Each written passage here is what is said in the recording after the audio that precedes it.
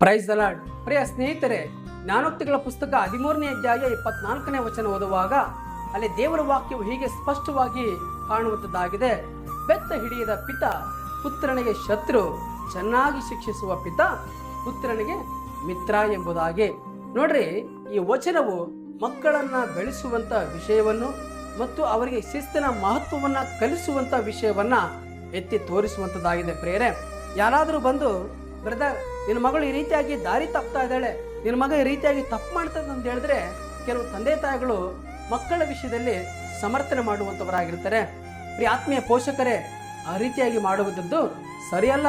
ನಿಜವಾಗ್ಲೂ ನಿಮ್ಮ ಮಕ್ಕಳು ತಪ್ಪು ಮಾಡಿದರೆ ಇಲ್ಲವೆಂಬುದಾಗಿ ವಿಚಾರಿಸಿ ಅವರನ್ನು ತಿದ್ದುವಂಥದ್ದು, ಅವರನ್ನು ಸರಿ ಮಾಡುವಂಥದ್ದು ಪೋಷಕರಾಗಿರುವಂಥ ನಿಮ್ಮ ಕರ್ತವ್ಯವಾಗಿದೆ.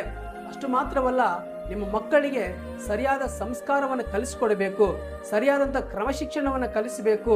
ನಿಮ್ಮ ಮಕ್ಕಳು ಒಳ್ಳೆಯ ಜೀವನ ಶೈಲಿಯನ್ನು ಅಳವಡಿಸಿಕೊಂಡು ಒಳ್ಳೆಯ ದಾರಿಯಲ್ಲಿ ನಡೆಯುವುದಕ್ಕಾಗಿ ಕೆಲವೊಮ್ಮೆ ಅವರನ್ನು ಶಿಕ್ಷಿಸಬೇಕು. ಆದರೆ ಅದು ದ್ವೇಷದಿಂದ ಮಾಡುವಂಥ ಕೆಲಸವಾಗಿರಬಾರದು, ಪ್ರೀತಿಯಿಂದ ಮಾಡುವಂಥ ಶಿಕ್ಷಣವಾಗಿರಬೇಕು. ಪ್ರೇರೆ, ನಿಮ್ಮ ಮಕ್ಕಳ ಮೇಲೆ ಪ್ರೀತಿ ಇರಲಿ, ಆದರೆ ಆ ಪ್ರೀತಿ ದಾರಿ ತಪ್ಪದಂತೆ ನೋಡಿಕೊಳ್ಳುವಂಥ ಜವಾಬ್ದಾರಿ ನಿಮ್ಮದಾಗಿದೆ. ಕೆಲವು ಮಕ್ಕಳು ಮಾತಿನಲ್ಲಿ ಸರಿ ಹೋಗ್ಬೋದು, ಕೆಲವು ಮಕ್ಕಳು ಬೆತ್ತದಲ್ಲಿ ಸರಿ ಹೋಗ್ತಾರೆ. ಪ್ರೇರೆ, ಅದಕ್ಕೆ ಒಂದು ಗಾದೆ ಕೂಡ ಇದೆ, ಜಾಣನಿಗೆ ಮಾತಿನ ಪೆಟ್ಟು, ದಡ್ಡನಿಗೆ ದೊಣ್ಣೆ ಪೆಟ್ಟು ಎಂಬುದಾಗಿ. ನಿಮ್ಮ ಮಕ್ಕಳನ್ನು ಆಗಾಗ್ಗೆ ನೀವು ಶಿಕ್ಷಿಸದೆ ದಂಡಿಸದೆ ಹೋದರೆ ನಿಮ್ಮ ಮಕ್ಕಳು ಭವಿಷ್ಯತ್ತಿನಲ್ಲಿ ಹಾಳಾಗುವುದಕ್ಕೆ ನೀವೇ ಕಾರಣರಾಗುವಂಥವರಾಗಿರ್ತೀರ.